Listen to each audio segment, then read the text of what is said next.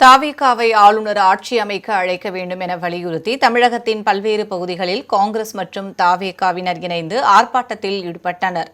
நீலகிரி மாவட்டம் உதகை மார்க்கெட் பகுதியில் உள்ள தபால் நிலையத்தை முற்றுகையிட்ட காங்கிரஸ் மற்றும் தாவேகாவினர் விஜய் பதவியேற்பதை ஆளுநர் அர்லேக்கர் தடுப்பதாக குற்றம் சாட்டினர்.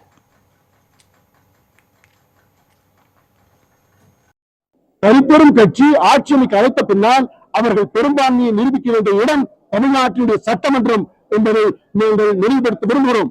இந்த அரசியலமைப்பு சட்டத்திற்கு மாறாக அரசியலமைப்பு சட்டத்தை மாற்ற வேண்டும் என்கிற சங்கி கூட்டம் இன்றைக்கு RSS கவர்னர் இன்றைக்கு மக்களாட்சி தத்துவத்தை செலுத்திக் கொண்டிருக்கிறார்.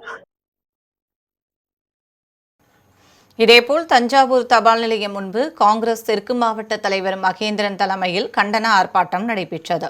இதில் மாநகர மாவட்ட காங்கிரஸ் கட்சியின் முன்னாள் தலைவர் பிஜி ராஜேந்திரன் உள்ளிட்ட பல முக்கிய நிர்வாகிகள் கலந்து கொண்டனர்.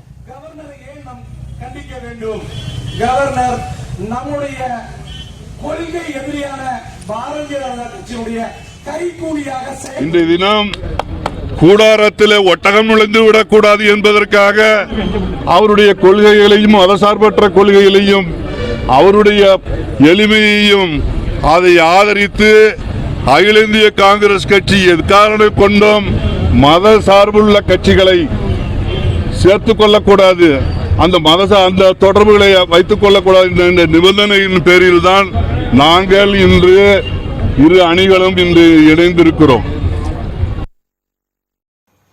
திருச்சியில் மாவட்ட ஆட்சியர் அலுவலகம் முன்பு நடைபெற்ற ஆர்ப்பாட்டத்தில் காங்கிரஸ் செய்தி தொடர்பாளர் திருச்சி வேலுசாமி கலந்து கொண்டார். இதில் திரளான காங்கிரஸ் நிர்வாகிகள் பங்கேற்றனர்.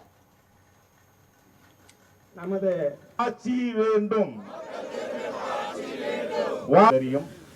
அதை தெரிஞ்சு பிஜேபி மாவட்ட தலைவர்களே, எப்போது ஒரு தனி கட்சி பெரும்பான்மை கட்சி வந்திருக்கிறதோ அவர்களை அழைத்து சட்டமன்றத்திற்குள்ளேதான் அவருடைய மெஜாரிட்டியை நிரூபிக்க சொல்லுவதற்கு கவர்னருக்கு உரிமை இருக்கிறதே ஒழிய தன்னுடைய வீட்டுக்கு எல்லாரையும் வர சொல்லுகின்ற உரிமை அவருக்கு இல்லை. ஏனென்றால் அவர் தேர்ந்தெடுக்கப்பட்ட வாக்காளர்கள் மட்டுமல்ல, தேர்ந்தெடுக்கப்பட்ட சட்டமன்ற உறுப்பினர்களையும் சேர்த்து அவமானப்படுத்துகிறார் என்று பொருள். திருவாரூர் காங்கிரஸ் கமிட்டி தலைவர் நீலன் அசோகன் தலைமையில் தலைமை தபால் நிலையம் முன்பு தமிழக ஆளுநரை கண்டித்து ஆர்ப்பாட்டம் நடைபெற்றது. இதில் முன்னாள் மாவட்ட தலைவர் மன்னை மதியழகன் உள்ளிட்ட முக்கிய நிர்வாகிகள் கலந்து கொண்டனர். பெரும்பான்மையை காக்க வேண்டும் என்றால் சட்டமன்றத்திலே தான் காட்ட முடியுமே தவிர ஆளுநர் மாளிகையில் காட்ட முடியாது. ஆகவே சட்டமன்றத்தை கூட்டி அதிலே அறுதி பெரும்பான்மையை காட்ட வேண்டும் என்ற உத்தரவோடு அவருக்கு பதவி பிரமாணம் செய்து வைப்பதுதான் வழக்கம்.